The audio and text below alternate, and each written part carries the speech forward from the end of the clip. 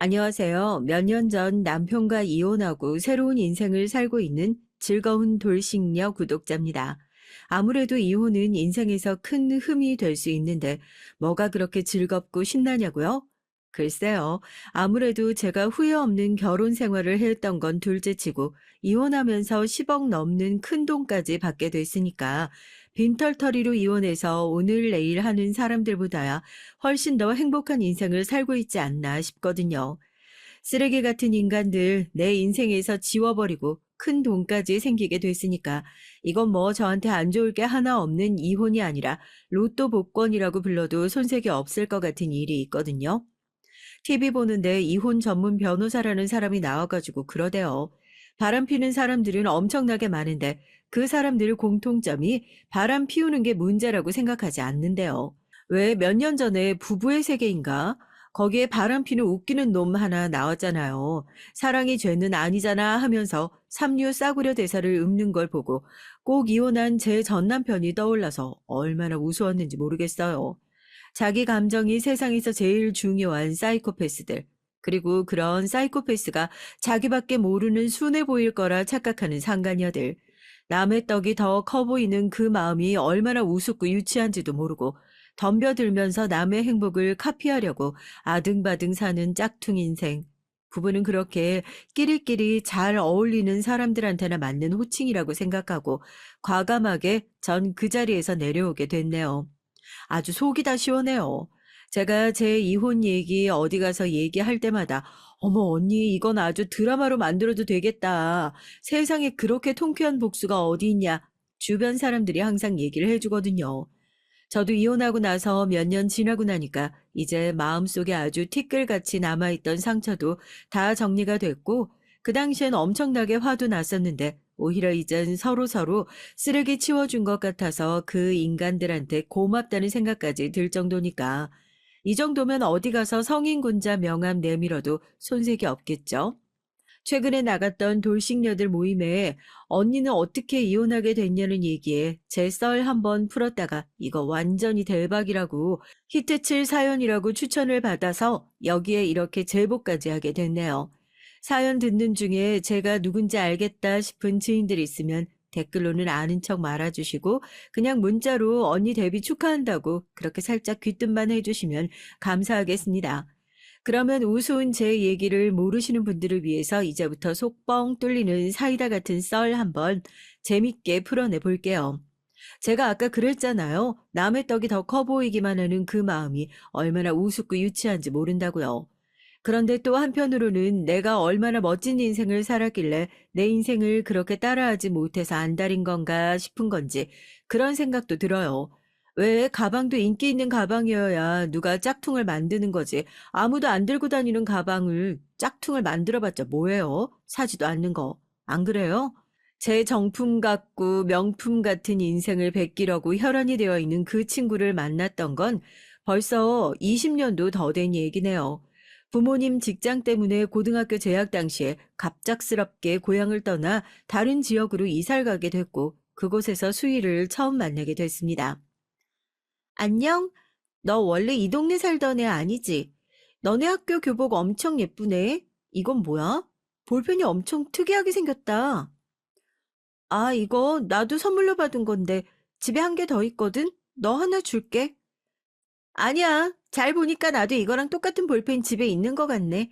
아, 내가 저번에 어디 가서 사놓고 깜빡했나 보다. 다음에 내가 들고 와서 보여줄게. 이거 엄청 귀엽지? 전화 가서 낯설기만 했던 동네에서 처음으로 말을 걸어준 친구. 그게 바로 수희였어요. 처음엔 애가 참 나긋나긋하고 친절하다 생각했습니다. 급하게 전학을 오느라 미처 교복을 준비하지 못했던 저에게 전 학교 교복이 참 예쁘다고 말을 걸어와 준 것이 얼마나 고맙던지요. 그때 제가 가지고 있던 볼펜이 참 특이하다 알아봐 주기에 아무런 생각 없이 집에 한 개 더 있으니까 너 쓸래? 하고 물어본 것이 어쩌면 수희와 제 악연의 시작이었을지도 모르겠어요. 자기도 이 볼펜이랑 똑같은 게 있다고 다음에 들고 오겠다고 하는 말에 수희 아버지도 어디에 해외로 출장을 갔다가 같은 볼펜을 사오신 건가 하고 대수롭지 않게 생각했었습니다. 이게 어디 갔지? 얘들아 혹시 내 펜 못 봤어? 내가 필통에 아까 들고 다니던 특이하게 생긴 펜인데, 어, 수희야, 혹시 이거 내 거 아니야? 교복도 사고 처음엔 대면대면 했던 반 친구들과 어느 정도 친해졌던 어느 날 필통을 보는데 아빠가 사주신 그 펜이 보이지 않더라고요. 그렇게 아끼던 건 아니었지만 늘상 쓰던 물건이 갑자기 없어졌으니 찾는 것이 당연한 일이죠. 누구 빌려준 적도 없고 필통 속에 고이 들어있던 펜이 발이 달린 것처럼 사라졌길래 친구들에게 내 거 본 적 없냐 물어보고 다니는데 수희 책상 위에 익숙하게 생긴 펜이 눈에 딱 들어오는 겁니다. 아무리 봐도 저건 내 거 같은데 싶어 수희 책상에 있는 펜을 집어들고 이거 혹시 내 거 아니냐 물어보니 정말 정색을 하고 제 손에 들려있던 펜을 확 낚아채가면서 무슨 소리냐 이거 내 거다 하더라고요. 야, 무슨 소리야? 너 이런 거 가지고 있었던 적 없잖아. 이거 지수 거 아니야? 야, 니네가 봤어? 니네가 봤냐고. 나도 그때 똑같은 펜 있다고 했잖아. 이거 내 거 맞아. 그 펜에 네가 뭐 이름이라도 써놨어? 그 펜이 세상에 하나밖에 없는 거야? 왜 네가 잃어버려 놓고 애먼 사람 지금 이상한 사람으로 몰아가는 건데? 진짜 어이없네. 아, 그럼 혹시 그 펜 어디서 샀는데? 난 이거랑 똑같이 생긴 거 아빠가 해외 출장 갔다가 사다 주신 거야. 수공예품이라서 모양이랑 색깔이랑 똑같은 것도 안 겹친다고 그래서. 나도 이거 우리 아빠가 출장 갔다가 사다 주신 거야. 그때 어디지? 태국인가? 출장 갔다가 사주신 거라고. 뭐 너네 아빠만 해외 출장 다니고 그러는 줄 알아? 그냥 펜을 찾기 위해서 물어보고 다녔던 건데 어느덧 반 애들이 다 몰려들어 누가 맞네 누가 틀리네 하고 있어서 저도 아차 싶긴 했었죠. 전학 온 지도 얼마 안 됐는데 괜히 시끄러운 일 만들기 싫었거든요. 그런데 제 말이 끝나기 무섭게 반 애들이 모여서 수군거리는 겁니다. 수희 저거 거짓말 아니냐고. 수인의 아빠 이혼하고 안 계신다고 그러질 않았냐고. 얼굴이 새빨개져가지고 우리 아빠 이혼한 거 아니라고 그냥 해외에 일하러 나가신 거라고 하는 수희를 보고 순간 제 마음이 약해져 버렸죠. 고작 팬이 뭐라고 애들한테 아빠가 있네 없네 같은 소리까지 듣게 만든 것 같아서요. 수희가 꼭 붙들고 있는 볼펜은 아무리 봐도 제 것 같았지만 그냥 그게 너무 짠하고 안쓰러워가지고 제가 먼저 있지도 않은 일로 사과를 하고 말았습니다. 그래, 내가 오해한 것 같다. 이제 보니까 내가 가지고 있던 거랑 모양이 조금 다른 것 같다 하고요. 애들한테도 내가 뭔가 착각한 것 같으니까 그런 소리 말아달라고 그랬죠. 금방이라도 잡아먹을 것처럼 달려들던 애들도 제 얘기에 야, 네가 뭐 오해했나 봐. 수희야, 난 그런 뜻으로 얘기했던 거 아니다 하고 하나둘씩 사과를 하기 시작했고 정말 별 일도 아닌 것처럼 싱겁게 볼펜 도난 사건은 마무리가 되어버리고 말았습니다. 여전히 마음속으로 찜찜한 구석은 남아 있었지만 고작 펜 하나 따위로 친구 마음을 상하게 하는 것보단 낫겠지 싶어서 차라리 마음이 편한 것도 있었죠. 지수야, 진짜 고마워. 난 네가 그렇게 의심했다고 해도 너 안 미워하는 거 알지? 애들이 맨날 우리 엄마랑 아빠 이혼했다고 있지도 않은 소문 만들어서 괴롭히는데 네가 내 편 들어준 것 같아서 얼마나 기분 좋았는지 몰라. 진짜 둘도 없는 친구 만난 것 같고 그래. 그날 은근히 애들 앞에서 자기 편을 들어준 제가 고마웠는지 수희는 다음 날부터 저랑 눈만 마주치면 팔짱을 끼고 친한 척을 하면서 다가왔습니다. 저야 전화 가서 친한 친구가 없는 상황이었으니까 먼저 다가와준 수희랑 당연히 친하게 지냈었고요. 하지만 친하게 지내면 지낼수록 그 마음에 피어났던 작은 찜찜함은 계속해서 커져가기만 했어요. 수희의 살가움은 때때로 도를 넘는 것 같은 모습이기도 했으니까요. 자기한테 소중한 친구는 저밖에 없다. 다른 친구들은 내 마음 하나도 몰라준다. 내가 널 이렇게 소중하게 생각하니까 너도 그만큼 날 소중하게 생각해야 한다. 입버릇처럼 얘기했던 것 같네요. 오히려 전학 오고 나서 수희랑 매일같이 붙어 다니니까 친구들 더 사귈 수 있는데도 못 사귀는 것 같았고요. 학년이 지나고 반이 바뀌었는데도 쉬는 시간이고 점심시간이고 찾아와서 붙어 다니는 수희가 처음엔 고마웠지만 점점 부담스럽게 느껴지기도 했습니다. 근데 네 친구 수희라는 애 있잖아. 난 걔 좀 그렇다. 아니 나 지난번에도 복도 지나가고 있는데 뒷모습 보고 넌 줄 알고 가서 반갑게 인사했더니 걔더라고. 내가 눈썰미가 얼마나 좋은데 내가 착각할 정도면 완전 이상한 거 아니야? 걔 은근히 너랑 같이 다니면서 네가 하고 다니는 거 다 따라하는 것 같아서. 헐, 대박. 그거 나만 느낀 거 아니었어? 나도 처음엔 니네가 친하게 지내니까 뭐 같이 사고 이런가 보다 했는데 나중에 보니까 수희 걔가 네 머리 스타일이며 가방이며 쓰는 학용품까지 다 따라하는 것 같은데. 너 그런 거 신경 안 써? 나였으면 완전 기분 나쁠 것 같은데. 에이, 뭐 그런 걸 가지고 친구끼리 수희도 예뻐 보여서 샀나 보지. 따라한다는 생각은 딱히 해본 적 없는데. 우리가 친하긴 친한가 보다. 너무 붙어 다녔더니 취향이 비슷해졌나? 수희랑 같이 다니던 그 무렵 친구들이 하나둘씩 얘기를 해주기 시작하더라고요. 걔 너무 무서울 정도로 너를 따라하는 것 같다 하고요. 친구들 앞에선 대수롭지 않은 척을 했지만 사실 누구보다 제가 더 그런 수희의 모습을 신경 쓰고 거슬려 하기 시작했던 것 같습니다. 그냥 그 또래 여자애들 사이에서 유행하는 것을 들고 다니다가 어쩌다 겹치는 거 아니냐 이 정도 수준으로 생각하실 수도 있겠지만 그 정도라면 저도 애초에 기분 나쁠 일이 없었겠죠. 제가 뭐 새 물건 하나 들고 오면 그걸 어디서 샀냐 꼬치꼬치 묻고 나선 며칠 안 지나서 어디서 선물을 받았다는 둥 생각해보니까 자기도 집에 같은 게 있었다는 둥 하면서 똑같은 물건을 들고 오는 건 기본이었고요. 하다못해 제가 날이 더워 여름에 머리를 시원하게 단발로 자른 적이 있었는데 바로 그 다음날 수희도 단발머리를 하고 학교에 왔더라고요. 항상 긴 머리를 옆으로 길게 따가지고 늘어뜨리는 걸 좋아했던 수희였기에 너 긴 머리 아니면 절대 안 한다고 그러지 않았냐 하니까 걔 특유의 표정이 있어요. 무슨 소리냐는 듯이 눈 동그랗게 뜨고 아무것도 모른다는 얼굴로 사람을 빤히 쳐다보는 거요. 절 그렇게 쳐다보면서 무슨 소리 하냐고. 자기도 원래 단발머리 좋아했었다고. 단발머리는 너만 할 수 있는 거야 하고 정색을 하고 얘기를 하는데 좀 소름 끼치기도 하더라고요. 뒷모습만 보면 누가 누군지 알아볼 수 없을 정도로 비슷하다고 친구들이 하나둘씩 얘기를 하고 저도 그게 어딘가 불편하고 싫어서 은근히 이런저런 핑계를 대며 수희랑 같이 다니는 걸 멀리 했었던 적도 있었습니다.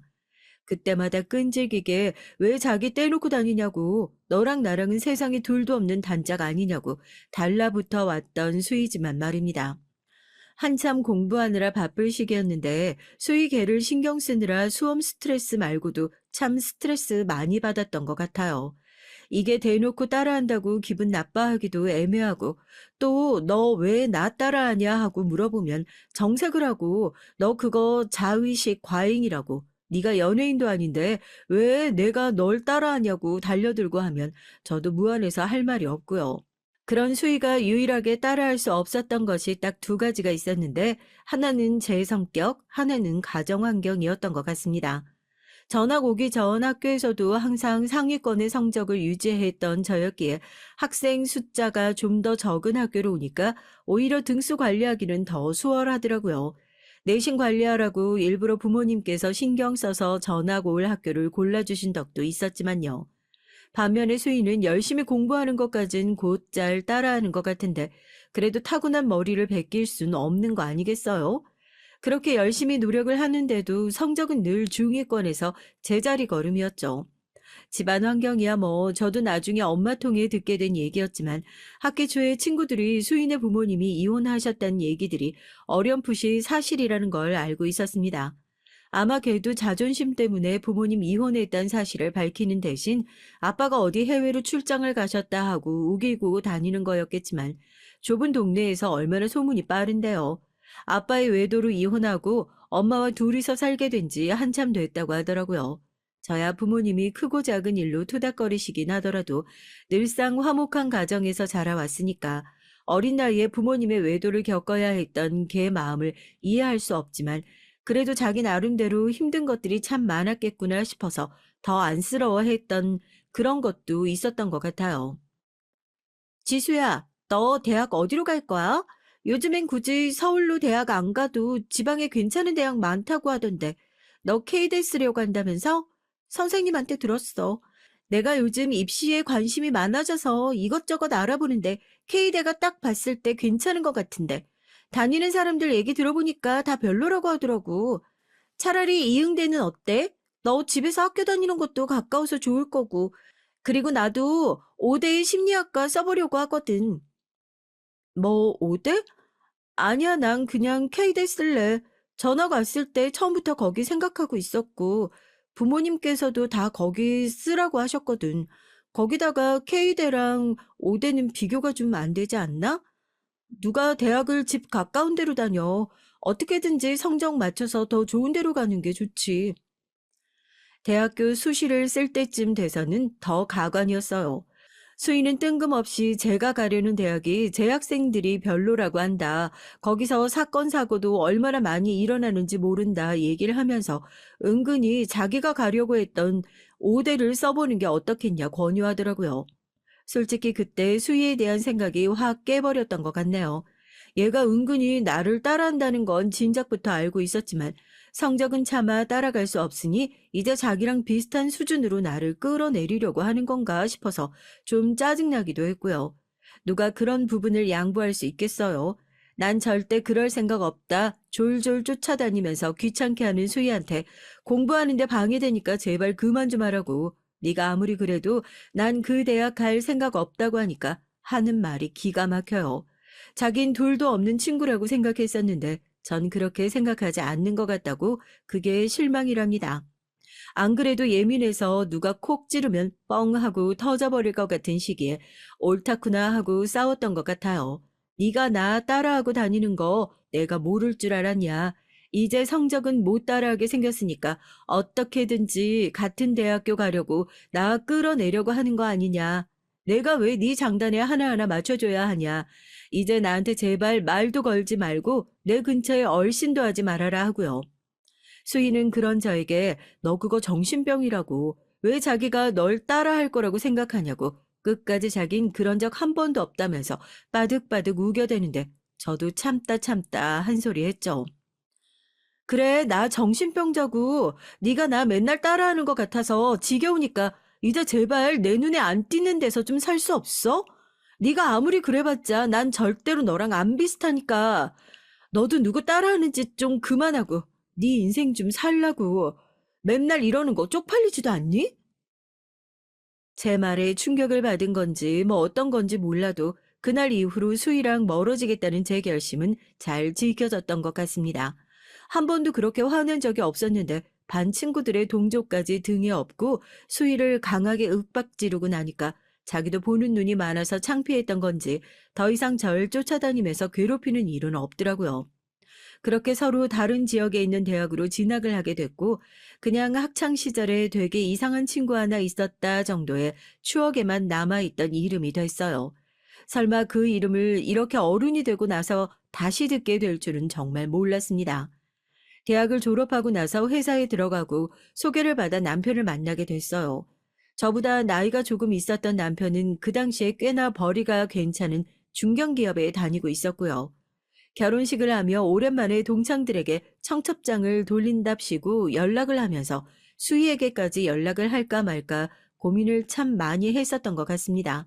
아무리 어렸을 때 싸웠던 친구지만 한때 둘도 없이 붙어 다니던 사이였던 건 사실이고 또 그렇다고 부르기엔 걔나 저나 끝마무리가 별로 좋지 않아서 오히려 불편해하지 않을까 싶기도 하고요.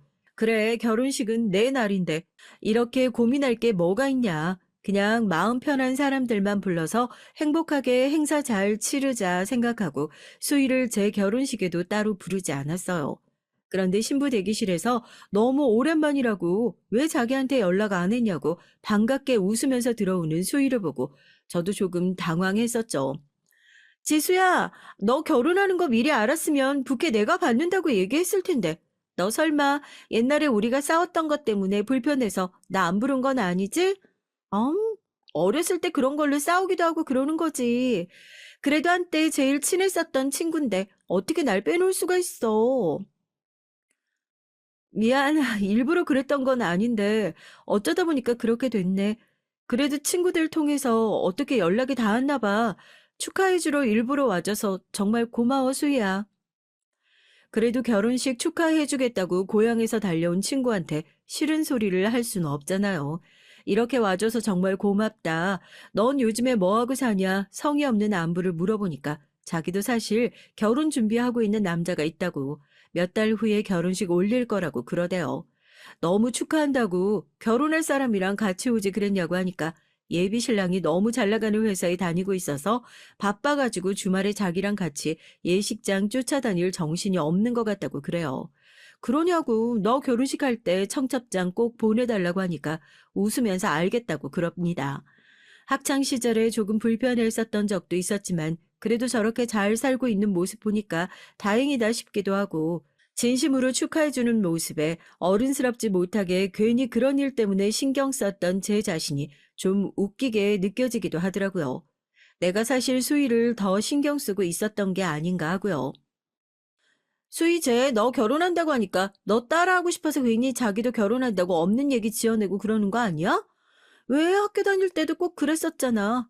네가 하는 건 다 자기도 꼭 따라서 해야 되고 난 쟤 결혼한다는 저 말도 왜 이렇게 굴아갔니?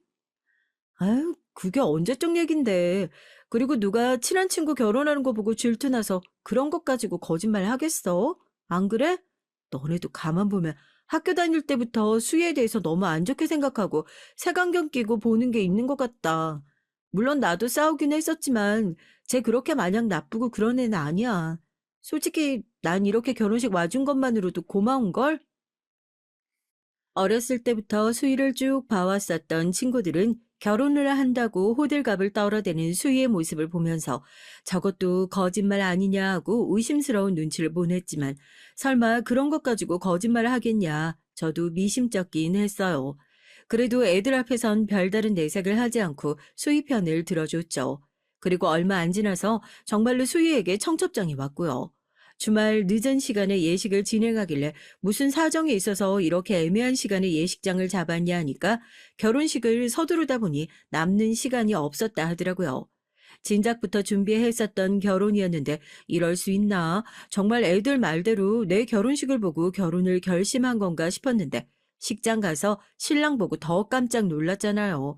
뭐 어디 괜찮은 회사에서 돈 잘 벌고 자기밖에 모른다고 얼마나 다정하고 잘해주는지 모르겠다고 자랑을 그렇게 늘어놓더니만 예식장에서 본 신랑은 수희보다 못해도 10살, 아니 좋기 15살 차이는 나 보이는 사람이었으니까요.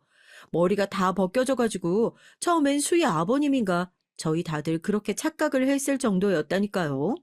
그리고 나서 저도 결혼 생활 잘하고 저도 사는 게 바쁘다 보니 소희랑 별다른 연락 같은 건 안 하고 지냈었어요. 뭐 예식장에서 봤었던 그때 머리 그 반절은 다 날아갔던 것 같은 그 남자가 알고 보니 엄청나게 부자라서 잘 지낸다. 수희의 형편은 친구들을 통해서 전해 들어 살았던 것 같습니다. 그런데 몇 개월 안 있어서 수희 결혼식에 함께 갔었던 친구들에게 연락이 왔더라고요. 지수야, 수희 걔 결국에 이혼했다는 거 들었어? 지난번에 결혼식 갔을 때 뭐 둘도 없는 운명의 짝을 만난 것처럼 그렇게 유난을 떨어대더니만 부잣집으로 시집가서 개고생이란 개고생은 다 하고 이혼한 것 같더라니까. 그래도 위자료 빵빵하게 받고 헤어져서 그 돈 가지고 이 남자 저 남자 찔러보고 다닌다는 소문이 있던데 하여튼 걔도 은근 남자 없이 못 사는 스타일이야. 그치? 정말? 얘 아무리 그래도 이혼한 건데 남 힘들게 사는 거 가지고 그렇게 얘기하면 나중에 정말 큰 벌 받아 벌. 그래, 이혼한 줄은 몰랐는데 나중에 안부 묻는 연락이라도 한번 해야겠다. 수희야 워낙 시끄러운 애니까 어딜 가든지 안 좋은 소문을 몰고 다니는 애였거든요.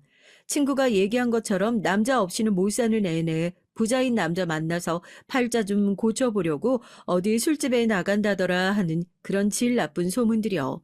지금도 그래요. 그렇게 친하지도 않았던 친구가 수희의 이혼 소식을 가장 먼저 알고 저한테 전달하는 것만 봐도 사람들 참 안 좋은 일엔 이렇게 관심이 많구나 싶어서 괜히 씁쓸하고 얘가 더 짠하고 그렇더라고요. 그래도 내 결혼식까지 찾아와 줬었던 친구인데 큰일 겪고 나서도 별로 좋은 소리는 못 듣고 사는구나 싶어 언제 연락해서 밥이라도 한번 먹자 해야지 생각만 하고 있었는데 놀랍게도 먼저 연락이 왔던 건 수희였어요. 너 얘기 들었다. 고생 많았겠다. 걱정하는데 수희는 별일 아니라는 듯이 이혼 얘기는 꺼내지도 않고 뜬금없이 제가 사는 아파트를 물어보더라고요. 너 분당 산다고 안 그랬었나? 나 이번에 이혼하면서 분당으로 이사 왔거든. 지난번에 만났을 때 너 분당으로 이사 간다고 그랬었던 것 같아서. 잘 됐다. 결혼식 때 제대로 인사도 못 했는데 집들이다 생각하고 남편 데리고 한번 놀러 와. 밖에 나가서 저녁 사 먹을 건 뭐 있어? 내가 우리 집에서 저녁 한번 대접할게. 수희 결혼식에 갔을 때 지나가는 식으로 곧 분당 쪽으로 이사 갈 것 같다 얘기를 했었는데 그걸 어떻게 기억하고 있었던 건지 자기도 분당으로 이사를 왔다면서 우리 이제 진짜 이웃 주민 된 거라고 반가워하더라고요. 결혼식 때 인연이 닿았던 것뿐이지 그렇게 가깝게 지냈었던 친구는 아니라 좀 어색하긴 했었지만 그래도 동네로 이사를 왔다고 하고 집들이도 하겠다고 하고 밥 한번 먹자고 말을 꺼냈던 건 저였으니까 이건 뭐 거절하기도 참 애매한 거예요. 남편은 바빠서 시간이 날지 모르겠다고 하니까 결혼식 때도 제대로 인사 못했으니 꼭 데리고 오라고 아주 신신당부를 하더라고요. 당신이랑 친했던 친구요? 이름을 많이 못 들어본 것 같은데. 고등학교 때 잠깐 친하게 지냈었던 친구인데 이번에 이혼하고 나서 이사 오고 동네에 친구가 많이 없어가지고 외로운가 봐. 이러다 잠깐 말겠지.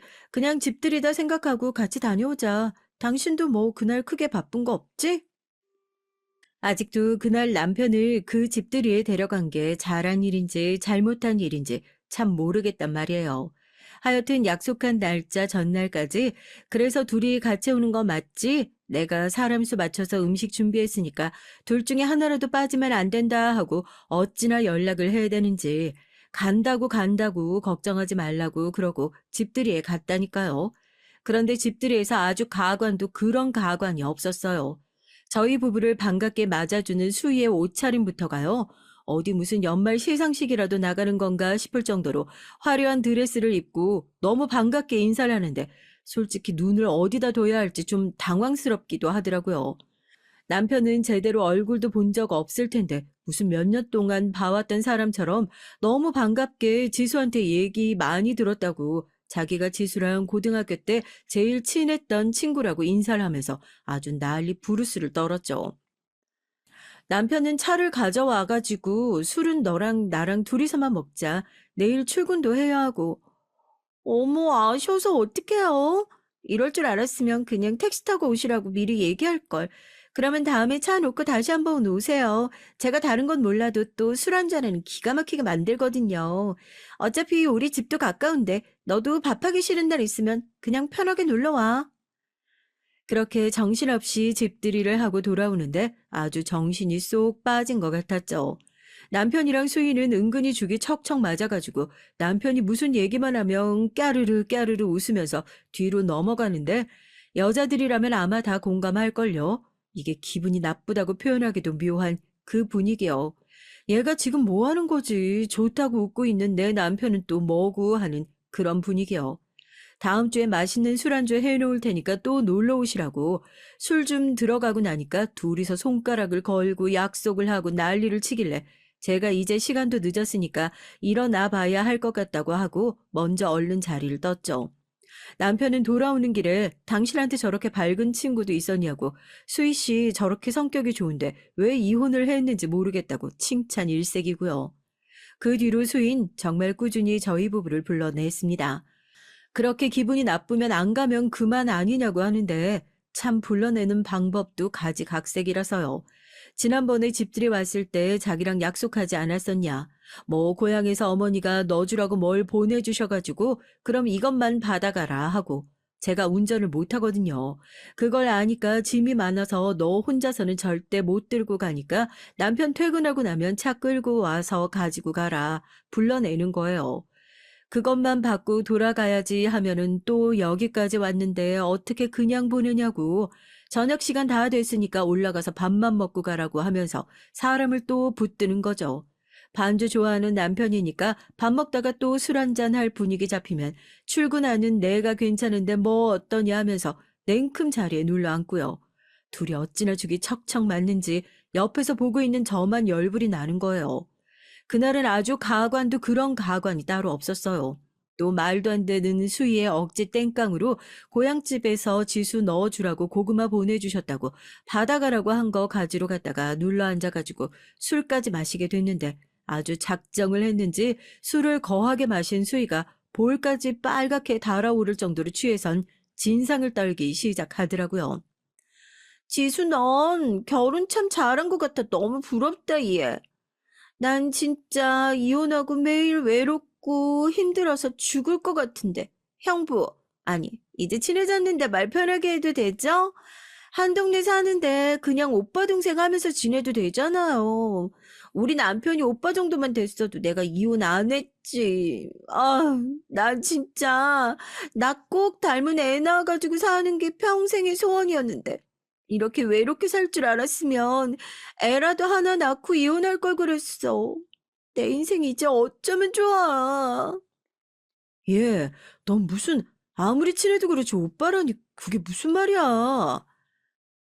수희 씨 취한 것 같은데 여기다 대고 뭐 지금 그런 걸 따지고 있어. 아유, 고생하셨겠어요. 자, 울지 말고 여기 휴지 받으세요. 여자 혼자서 사는 게 쉬운 일이 아니죠. 아무리 친하다고 해도 친구 남편한테 오빠라고 그러는 사람이 세상 천지에 어딨어요. 저도 거기서 열이 받아서 너 술이 너무 과한 것 같다고 아무리 그래도 사리 분별은 잘 해야 할 거 아니냐고 당신도 빨리 일어나라고 가방 챙겨가지고 그렇게 일어났습니다. 다음날 아침이 되니까 수희한테 바로 연락이 오더라고요. 자기가 아무래도 미친 것 같다고 어제 큰 실수했다고요. 어제 네가 한 행동이 실수인 줄은 알고 있니? 나 애들이 너에 대해서 함부로 얘기할 때도 그냥 그러려니 했었는데 아무리 그래도 그건 아니지. 네가 내 남편 있는 자리에서까지 그렇게 행동하는데 내가 어떻게 마음 편하게 너 만나겠니? 이혼하고 많이 힘든 것 같은데 마음 추스릴 때까지 당분간 연락하지 말자. 너도 지금 너 혼자 마음 정리할 시간이 필요한 것 같으니까 좀 다 정리되면 다시 연락하든지 해. 알겠니? 저도 잔뜩 열이 받아서 그렇게 매몰차게 전화를 탁 끊어버렸어요. 그제서야 당황한 수희가 문자로 장문의 사과 연락을 보내고 전화를 하고 난리를 치길래 전화도 그냥 차단해버렸죠. 저도 어지간히 스트레스를 받았으니까요. 퇴근하고 집에 돌아온 남편이 저한테 그래요. 혹시 수희 씨랑 싸웠냐고. 제가 연락을 안 받으니까 아마 남편한테 연락을 했었던 모양입니다. 남편한테도 따끔하게 얘기했죠. 와이프 친구랑 그렇게 살갑게 지내는 거 당신은 어떨지 몰라도 난 솔직히 이해 안 간다. 내 친구긴 해도 선 못 지키는 애랑 하하호호 하는 거 꼴 보기 싫으니까 당신도 당분간 연락 받아주지 말아라 하고 남편도 제 눈치를 슬슬 보더니 당신 없으면 자기가 수희 씨 만날 일이 뭐가 있겠냐고. 어제는 그냥 이혼하고 힘들어하는 것 같아서 위로해준답시고 말 보탰던 게 당신 기분 상하게 했던 것 같아 미안하다고 아주 구구절절 사과를 하더라고요. 그때까지만 하더라도 손뼉이 마주쳐야 소리가 난다는 사실을 깨닫지 못하고 그냥 수희 그 기집애 걔가 버른 남 못 주고 제 남편한테까지 기어이 꼬리를 치는구나 싶어서 그냥 수희랑만 연락 안 하고 지내면 제 화도 잠잠하게 가라앉겠거니 그렇게 생각을 했습니다. 그렇게 거의 두어 달이 지났고 매일같이 오던 수희의 연락도 어느 순간 뚝 끊겼길래 얘가 드디어 정신 차리고 자기 혼자 마음 정리를 하고 있구나 그렇게 생각하고 있었어요. 여보, 엄마가 계단 내려가다가 뭐 삐끗하셨나 봐. 별일 아닌 것 같긴 한데 그래도 내가 좀 내려가서 봐야 할 것 같아. 이제 나이도 있으시고 큰일 아닌가 괜히 걱정이 되네. 나도 오늘 저녁에 중요한 미팅 있어서 못 내려가 볼 것 같은데, 당신 혼자 버스 타고 갈 수 있겠어? 무슨 일 있으면 연락하고, 아니다, 그냥 택시 타고 내려가. 언제 버스에서 내려서 또 갈아타고 뭐하고 해. 당신 말대로 어머님 나이도 있으신데, 얼른 가봐야지. 저희 엄마가 계단에서 삐끗하셔서 병원에 가셨다고 연락이 온 거예요. 이제 나이가 있으셔가지고 툭 하면 어디 넘어지고 다치고 하시는 게 괜히 걱정도 되고 괜찮다고는 하시는데 전화를 받는 목소리가 영 좋지 않았습니다. 걱정이 돼서 제가 얼른 내려가 봐야 할 것 같다고 남편한테 연락을 하니까 자기는 오늘 회사에서 중요한 약속이 있어서 못 내려가 볼 것 같다 하대요. 그렇게 저 혼자 택시를 타고 본가에 가서 보니까 정말 경미하게 살짝 삔 정도? 엄마한테 제발 사람 좀 그만 놀래키라고 타박을 주고 저녁 내내 병원에서 엄마 곁을 지키고 있었죠. 정신이 없어서 남편한테도 잘 도착했단 연락만 하고 별다른 연락을 하지도 못했었네요. 아유, 엄마 별것도 아닌데 얼른 그냥 올라가. 너 여기 이렇게 와가지고 노인네 옆에 지키고 있으면 강서방 밥은 누가 챙겨준다니? 기껏 내려와가지고 하루 자고 가려고 그랬더니만 엄마는 쓸데없이 사위 밥이나 걱정하면서 자기 걱정은 하지 말고 얼른 집 비우지 말고 올라가라고 성화를 또 부리세요. 그러면 엄마 잠든 것만 보고 가겠다고. 그렇게 오랜만에 엄마랑 투닥거리면서 얘기도 하고 엄마 잔소리하는 거 보니까 완전히 나이롱 환자 같다고 그렇게 장난을 치다가 잠든 거 보고 놀란 가슴 쓸어내리면서 첫 차로 집에 올라가게 됐습니다. 저희 남편 잠들면 정말 누가 업어가도 모를 정도로 깊이 잠에 들거든요. 아니나 다를까 현관문 열자마자 무슨 탱크 지나가는 소리가 들리더라고요. 남편 코 고는 소리요. 어제 회식이라더니 술을 어지간히 많이 마셨나 보다 하면서 저도 피곤한 눈을 비비면서 어지러진 집을 조금이라도 치우고 눈 좀 붙여야겠다 하고 주방으로 들어갔는데 순간 심장이 덜컹 하더라고요. 설거지통에 대충 물만 담가 놓은 식기들, 그 매서운 여자의 촉이라는 게 있지 않습니까? 분명히 어제 회식이라고 하더니 집에서 술을 마신 흔적이 있더라고요. 워낙 집에서 혼자 술 마시는 걸 좋아하는 남편이었으니까 그것만 있었더라면 제가 이렇게 놀랄 일도 없었겠죠. 설거지통으로 가보니까 포크며 술잔이며 죄다 2세트씩 나와 있더라고요. 채 물에 담궈지지 못한 와인잔 하나가 설거지통 위에 둥둥 떠 있는데 그 끄트머리에 보이는 핑크색 입술 자국. 왜 그걸 보자마자 평소에도 번들번들 입술을 바르고 다니는 수희의 얼굴이 머릿속에 탁 스쳐 지나갔던 걸까요? 넌 무슨 부침개 먹은 것처럼 무슨 입술을 그렇게 번들거리게 바르고 다니냐 했던 저희의 대화도 생각나고요. 얼른 핸드폰을 들어 와인잔 사진을 찍어놓고 설거지통 안으로 와인잔을 푹 담궈버렸습니다. 혹시나 하는 마음에 덜덜 떨면서 안방 문고리를 돌리니 이게 다행인지 아닌지 남편 혼자 늘어지게 코를 골며 자고 있더라고요. 그대로 돌아서려는데 설마 하고 남편의 핸드폰을 들었습니다. 결혼기념일인 핸드폰 비밀번호를 누르니까 기가 막혀요. 왜 이렇게 기분 나쁜 예감은 한 번도 틀린 적이 없는지 낯익은 번호와 주고받았던 문자 내역을 보니까 진짜 헛웃음만 나오더라고요. 오빠 오늘 저녁에 집에 놀러 가도 돼요? 오늘 와이프 친정 내려간단다. 오늘은 우리 집에서 한잔 하자. 비싼 술 있으니까. 그럼 수희가 맛있는 안주 해가지고 들고 갈게요. 오빠 잘 놀다 가요. 사랑해요. 이것들이 아주 나 없는 집에서 지랄이란 지랄은 다 했구나 하고 정신이 나가버리는 것 같더라고요. 당장이라도 남편 깨워서 이게 뭐냐고 뺨이라도 올려붙이고 싶었지만 누가 그러더라고요. 이게 진짜냐고 캐 묻는 순간 범인들은 더 숨기 마련이라고. 열받아서 죽을 것 같아도 아무것도 모른 척하고 복수를 위해서 조용히 증거나 모으라고요. 수희랑 남편이 주고받은 문자를 핸드폰으로 옮겨놓고 그렇게 뜬 눈으로 밤을 지새웠습니다. 여보, 언제 들어왔어? 어제 회식하고 들어와서 술이 모자랐나. 내가 또 집을 개판을 쳐놨네. 어제 고생했는데 당신 손 하나 까딱하지 마. 설거지랑 내가 다 알아서 할 테니까.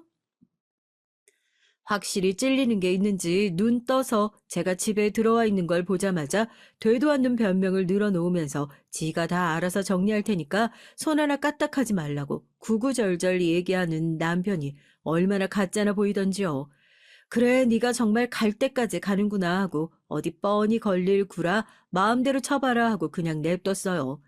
그제서야 묘하게 달라진 남편의 분위기가 눈에 들어오더라고요.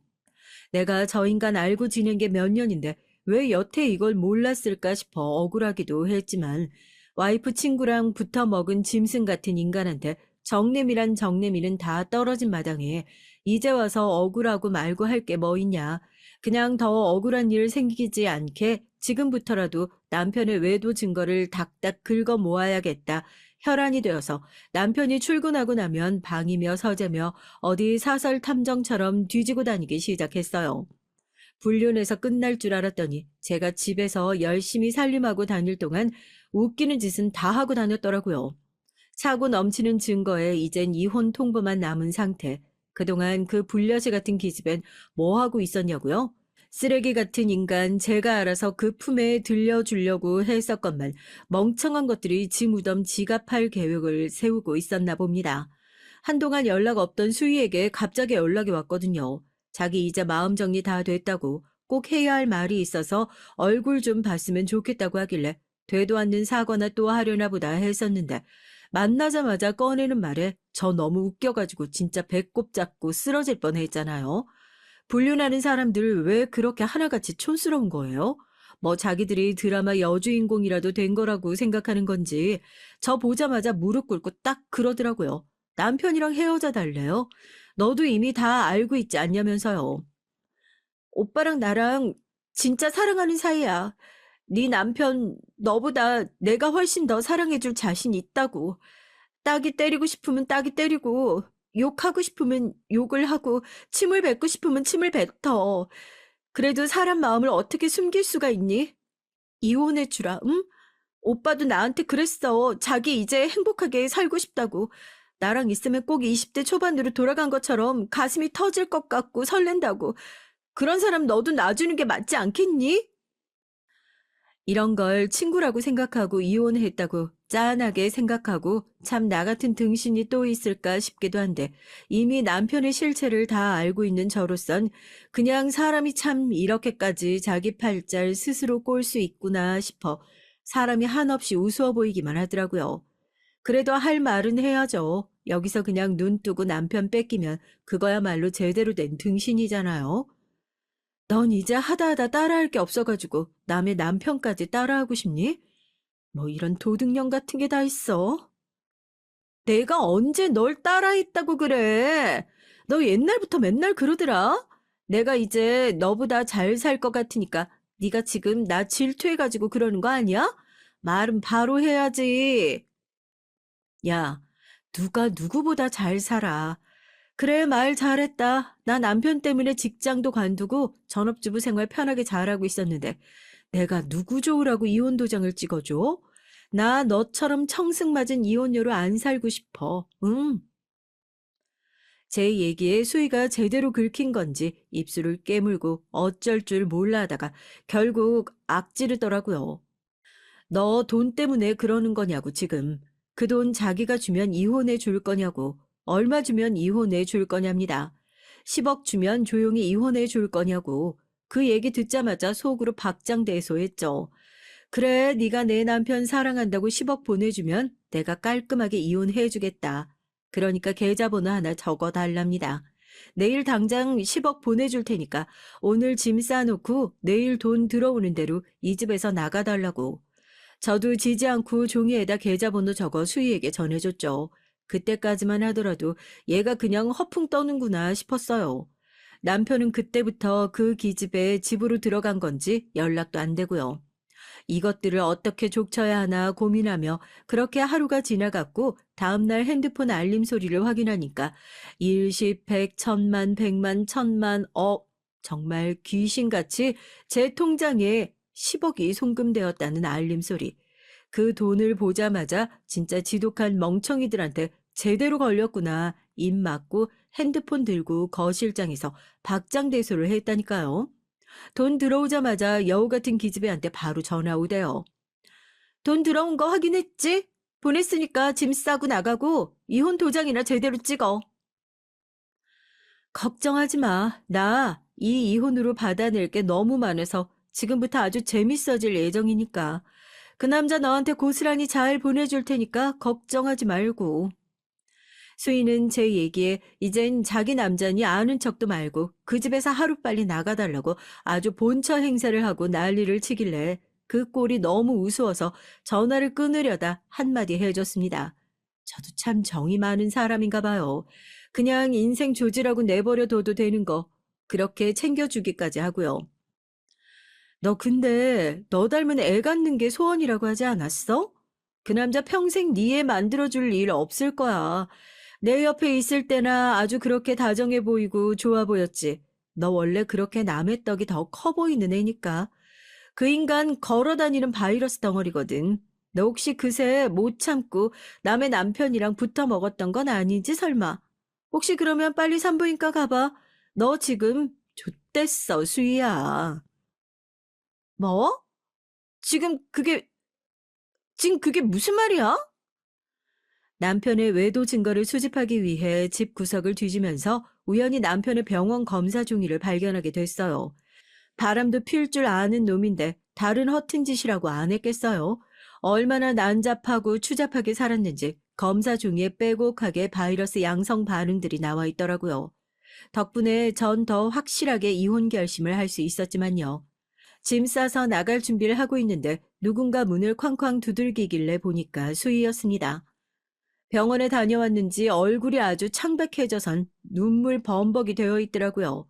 문을 열자마자 저를 붙들고 그럽니다. 너 알고 있었냐고. 다 알고 이혼한 거냐고요.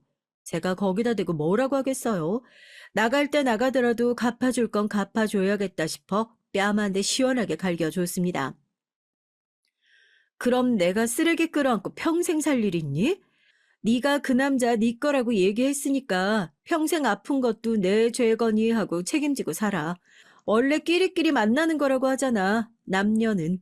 더러운 네 기집애나 더러운 내 전 남편이나 아주 끼리끼리 잘 만났네. 응원할게. 친구가 참 좋긴 좋아요. 상간녀 주제에 위자료로 챙겨준 10억에 상간녀 소송까지 지금 진행 중이고 남편과의 이혼 소송도 진행 중이니 두 인간들 남은 재산까지 아주 탈탈 털어가지고 이제 제가 새 인생 제대로 한번 시작해 보려고요. 두 사람 대차게 싸운 건지 소송 내내 서로 남처럼 쌩까면서 지내는 거 보니까 죽고 못 살던 사이도 별거 없구나 싶어서 아주 낄낄 웃음만 나올 뿐입니다. 지역까지 다 얘기해서 알아보는 사람이 많을 것 같은데 상간녀 소송에선 이미 확실하게 유죄 판결까지 받았으니까 저는 뭐 두려울 게 뭐가 있겠어요. 하여튼 더러운 인간들 제대로 벌 받을 수 있어서 참 다행이란 생각이 들고요. 부디 사연을 들으시는 분들께선 평생 같이 살 인간 제대로 골라서 저처럼 피보는 일 없으셨으면 하는 바람으로 이만 사연 마무리하도록 하겠습니다. 뭐 살면서 이런 고난 또 있더라도 이렇게 지혜롭게 해결할 수 있는 사람인데 뭔들 못하겠냐 싶어요. 그때도 이렇게 또 눈에는 눈, 이에는 이, 제 스타일대로 아주 확실하게 되돌려 주려고요. 여러분은 살면서 악연이라고 생각한 사람이 있었나요? 너무 어린 시절에 만났고 정말 좋아했던 사람이었는데 결국은 악연이라고 인정할 수밖에 없는 사람이 제겐 있습니다.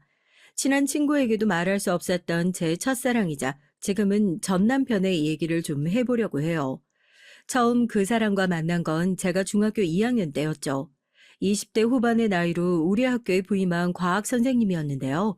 그 전에 엄하고 무섭기만 한 선생님들과 달리 이 사람은 정말 재밌었습니다. 수업은 15분에 끝내고 나머지 웃기는 애들로 채워진 수업을 하는 상황이었죠. 수업은 15분 내에 끝나고 나머진 웃기는 얘기들로 채워진 수업을 하는 사람이었어요.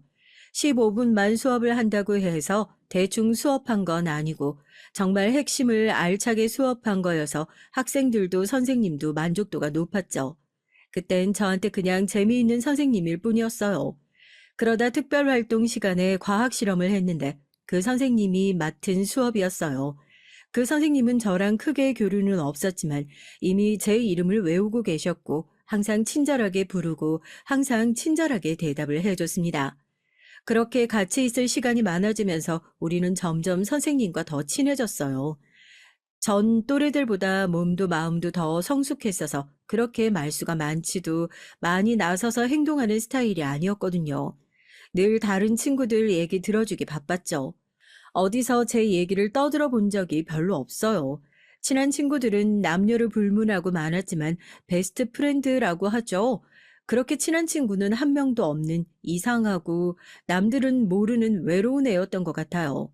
하루는 수업을 마치고 애들이랑 선생님 집에 놀러 가기로 했습니다. 선생님은 혼자 원룸에 살고 계셨는데 가서 라면도 끓여 먹고 시덥잖은 농담도 하고 어렸을 때 얘기도 들으면서 시간을 보냈죠. 그러다 메신저 아이디를 알게 됐고 어쩌다 보니 선생님과 단둘이 대화를 하게 됐어요. 이런저런 가벼운 대화가 시작됐는데 또래보다 성숙하다 보니 선생님과 대화하는 게 뭔가 코드가 더 맞더라고요. 그러다 보니 이런저런 깊은 얘기들, 남들한테 하지 못하는 얘기들, 첫사랑 얘기들 다채롭게 얘기하게 됐던 것 같습니다. 그러다가 선생님의 헤어진 여자친구들 얘기도 듣게 됐어요. 거의 다 몇 년 동안 오래 잘 만나다가 선생님을 버리고 갈아탄 여자들 얘기였던 걸로 기억해요. 참 많이 좋아했고 그 여자를 위해서 많은 노력을 했었는데 이렇게 돼서 마음이 아프다는 말을 했었죠. 그게 참 마음이 쓰이더라고요. 그 후로 알 수 없는 감정들이 생기기 시작했습니다. 내가 여자친구라면 선생님 같이 좋은 사람 절대 놓치지 않을 텐데. 내가 여자친구였으면 좋겠다. 이런 생각들이었죠. 제가 고등학교에 진학하게 되면서 자주 만날 수는 없었지만 자주 채팅하고 안부를 전하곤 했어요. 자주 채팅을 하게 되면 될수록 깊은 대화들을 하니까 그 사람의 많은 부분을 알게 되죠. 그 사람의 식성, 좋아하는 이성의 취향, 좋아하는 여배우, 좋아하는 노래, 영화 등등. 그 사람이 좋아하는 모든 것을 나도 좋아하게 되더라고요. 언젠가 읽은 적 있는 글이 있었는데요. 한 여자를 만난다는 건 하나의 새로운 우주가 나에게로 오는 것과 같다라는 내용이었는데 딱 그거랑 같은 기분이었습니다. 선생님이랑 자주 연락하고 졸업하고 나서도 친구들이랑 선생님 집에 놀러 갔어요. 우리 전용 아지트처럼 별게 없어도 거기선 마음껏 웃을 수 있었죠. 선생님은 너희들이야 많이 놀러 왔지. 요즘 맡고 있는 애들은 전혀 놀러 오려고 하지 않는다고 하시더라고요. 전 차라리 마음이 놓였습니다. 나처럼 선생님을 좋아하는 애들이 더 생길까봐 너무 걱정이 됐거든요. 나처럼 선생님이랑 채팅하고 깊은 대화를 하는 사람이 없었으면 좋겠다. 나랑만 이렇게 대화하고 나만 선생님의 많은 걸 알았으면 좋겠다고 생각했어요. 고등학교 2학년이 되니까 집에선 공부에 대한 압박이 많아졌습니다. 그 당시에 공부를 좀 했었기에 부모님이 저한테 거는 기대가 컸어요. 동생들은 아직 철이 덜 든 장난꾸러기들이어서 뭘 하든 크게 꾸중하지 않으셨지만 장녀인 제가 조금만 장난을 치거나 놀려고 하면 너는 그러면 안 돼라고 늘 말씀하셨죠. 제가 동생들에게 모범이 되기를 바라셨던 것 같은데 그로 인해 전 항상 외롭고 감정에 솔직하지 못한 사람이 됐습니다. 외롭고 힘들 때 선생님이 알려준 좋은 노래들을 들었어요. 여자친구랑 헤어지고 들었던 노래들, 아름다운 옛날 노래들, 힘든 시간을 그렇게 보내고 그래도 힘든 게 좋아지지 않으면 선생님이랑 전화 통화를 하거나 채팅을 했습니다. 시간이 가면 갈수록 선생님과 함께 다녔던 추억들이 생각나서 그리운 마음이 더 커졌고요. 방학 되면 집에 놀러 오라는 그 말에 방학이 되기만을 기다렸어요. 방학이 되자마자 첫 번째 주말에 새로 산 부드러운 핑크색 옷을 입고 원룸에 놀러 갔죠. 늦잠 잤던 선생님은 잠이 덜 깬 모습이었습니다. 그 모습마저도 친근하고 꾸밈 없는 모습 같았죠. 선생님이 씻고 나올 동안 새로 나온 애니메이션을 보면서 기다렸습니다. 같이 밥도 먹고 노래도 듣고 일상을 공유했죠. 오랫동안 같이 대화하다 보니까 선생님도 저한테 스스럼 없이 개인사를 얘기했고요. 쌤, 집에서 결혼하라고 안 하세요? 그렇지 않아도 성하셔서 선도 한번 봤는데 영 아니더라. 엄마가 너무 답답하셨는지 점집에 가서 점도 보고 오셨어. 내가 동갑 아니면 나이 차이 엄청나는 여자랑 결혼한다더라. 와, 그래도 결혼을 하긴 하나 보네요. 뭐? 이놈이 쌤은 놀리면 되냐 안 되냐? 어? 이리 와. 좁은 원룸에서 잡고 뛰고 놀다가 지쳐서 둘 다 방바닥에 들어 누웠어요. 그때까지 선생님이라고만 생각했기 때문에 남자와 같이 누워있다고 생각하지 않았던 것 같아요. 참 순진한 애 같죠. 하지만 전 몸도 마음도 이미 성숙한 여자였습니다. 선생님이 알려주는 모든 걸 좋아서 스펀지처럼 흡수하고 좋아한다는 눈빛을 마구 보내댔으니 게다가 누워서 말똥말똥한 눈으로 바라보고 있었으니 선생님은 순간 뭔가 복잡한 눈빛이었던 것 같아요. 어느샌가 서로 같이 나란히 붙어서 얘기하고 있었는데 순간 선생님 손이 제 가슴에 닿았습니다. 아, 미안, 팔꿈치인 줄 알았어. 네? 근데 참 여자들 옷은 소재가 참 부드럽다. 부드럽네. 잠시 침묵이 흐르고 갑자기 선생님이 절 지그시 바라보다가 제 입술에 입을 맞췄습니다. 순간 전 너무 당황해서 아무 말도 못하다가 TV에서 보면 키스할 때 눈을 감던데 나도 감아야 하나 하다가 그냥 눈을 감았죠. 그러자 선생님은 더 과격하게 키스를 시작했어요. 제 몸 여러 곳을 어루만지고 계속 스킨십을 이어갔죠. 전 처음 겪는 일이라 정신이 하나도 없었어요. 어쩌다가 이렇게 된 건지 어떤 상황인지 정신이 없었습니다. 나만 좋아하는 게 아니었나? 선생님이 나를 좋아하다니. 나랑 이런 관계가 될 수 있다니. 이런 생각들 뿐이었던 것 같아요. 몇 시간째 서로 이리저리 뒹굴다가 더는 안 되겠다. 더 이러면 나 못 멈출 것 같아. 이러곤 저를 꼭 안아줬어요. 가는 길에 절 바래다 주면서 내가 너 좋아하는 거 알지? 조심해서 들어가고 또 연락해. 전 공부에 전혀 집중이 되지 않았죠. 집에 가서 책상에 앉아서도 자려고 자리에 누워서도 온통 그날 있었던 생각들 뿐이었습니다. 일주일 후에 다시 찾아갔을 때 선생님은 저랑 거리를 두려고 했어요. 더 가까이 하면 안 될 것 같다고 해서 그러려고 했는데 도리어 참을 수 없어 하는 건 선생님이었습니다. 같이 있다 보니까 너무 괴로웠는지 제 가슴에 얼굴을 묻고 내가 얼마나 보고 싶었는지 아냐고 하더라고요. 전 말 대신 꼭 안아주고 등을 토닥여 줬습니다. 말 안 해도 뭐가 괴로운지 알 것 같았거든요. 미성년인 제자와 사랑에 빠진다는 건 사회 통념상 있어서는 안 될 일이었으니까요. 그때 선생님도 많이 외로웠던 때였으니까요.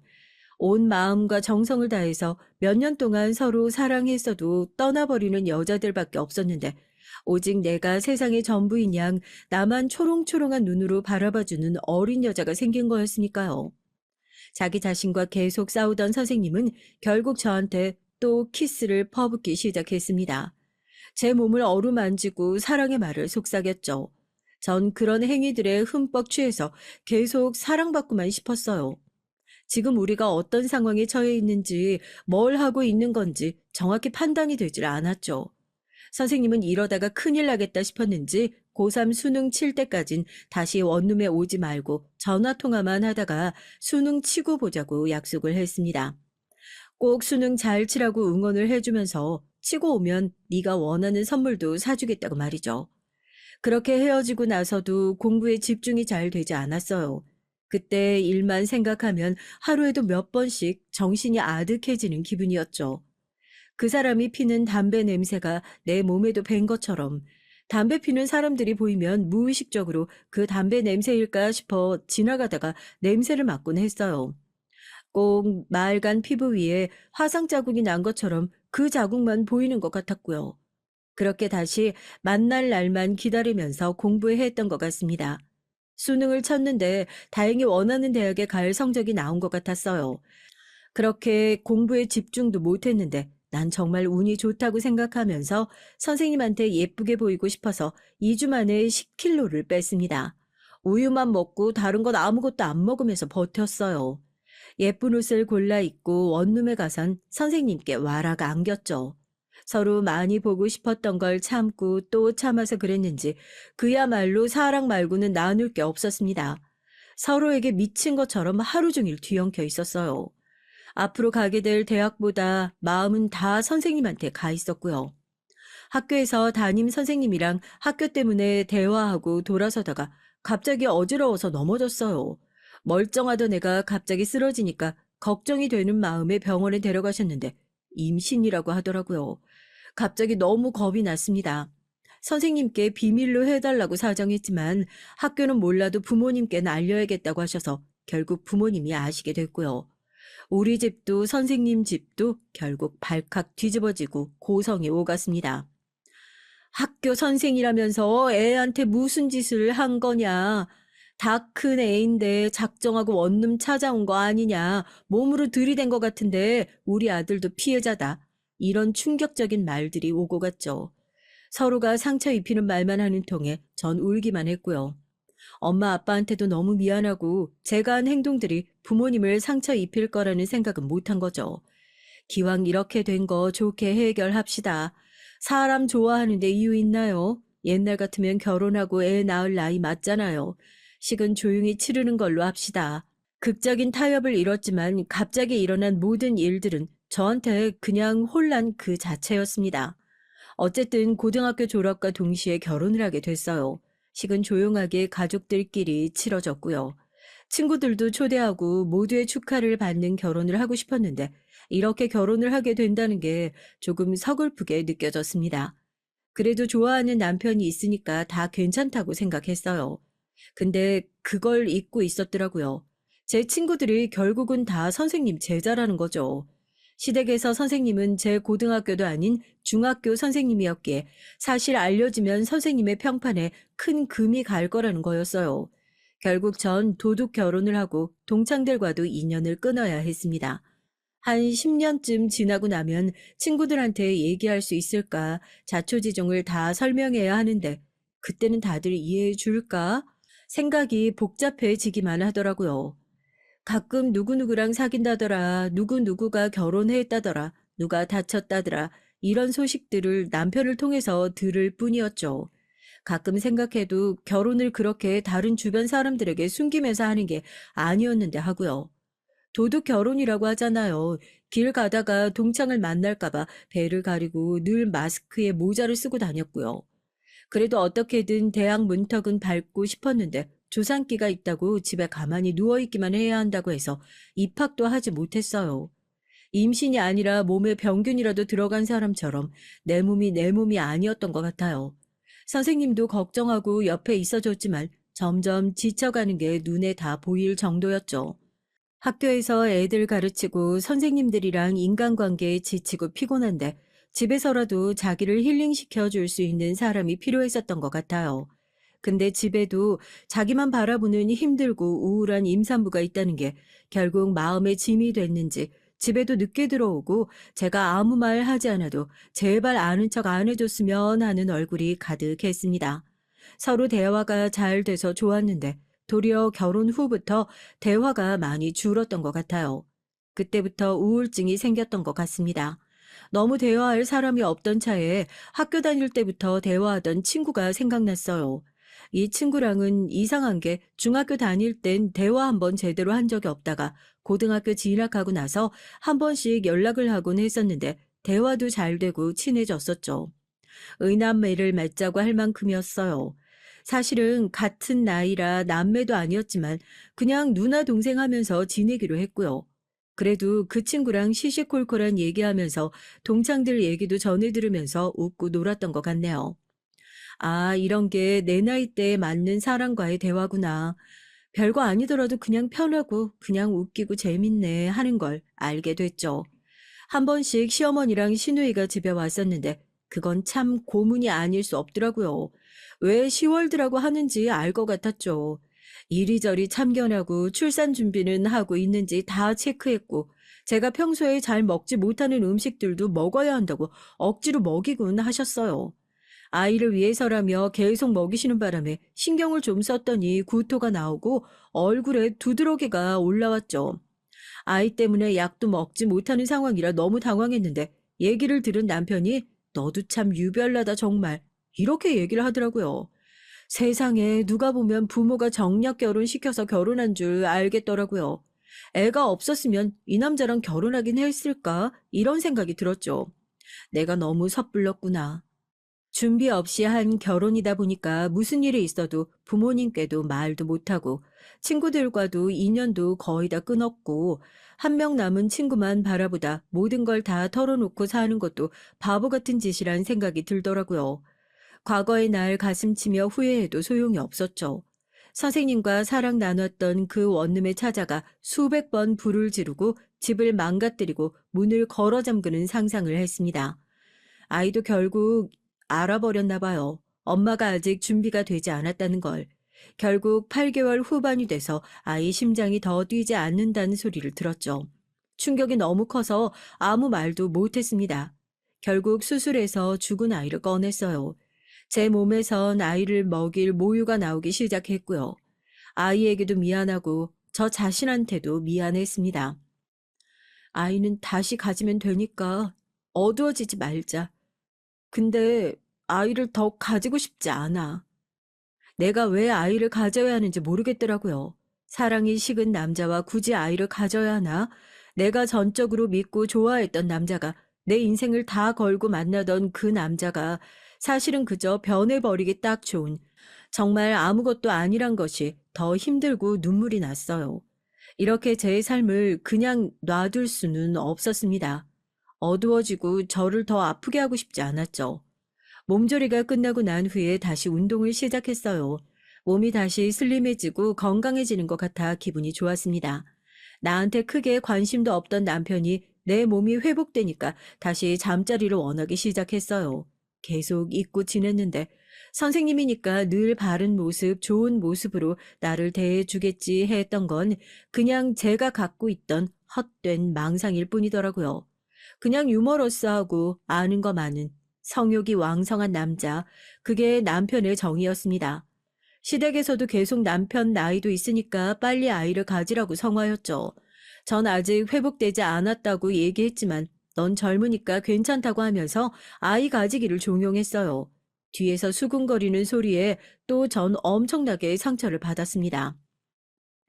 아니 학생 때도 지가 알아서 애를 척척 빼더니 갑자기 웬 내숭이야? 웃기시네. 애 죽은 지 얼마 됐다고 살 빼고 돌아다니는 거 봐요. 오빠는 하필 저런 애랑 엮여가지고.